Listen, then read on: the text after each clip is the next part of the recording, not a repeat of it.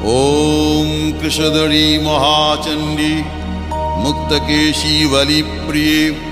कुलाचार प्रसन्यास्ये नमस्ते शङ्करप्रिये घोरदंष्ट्रे कोटराक्षी कीटी शब्दप्रसादिनी घोरघोररवस्फारे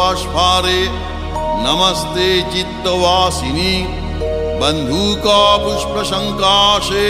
त्रिपुरे भयनाशिनी भाग्योदय समुत्पन्ने नमस्ते वरवन्दिनी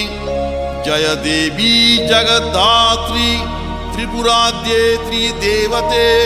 भक्तेभ्य वरदे देवी महिषग्नि नमोस्तुते घोर विघ्न विनाशाय कुलाचार समृद्धये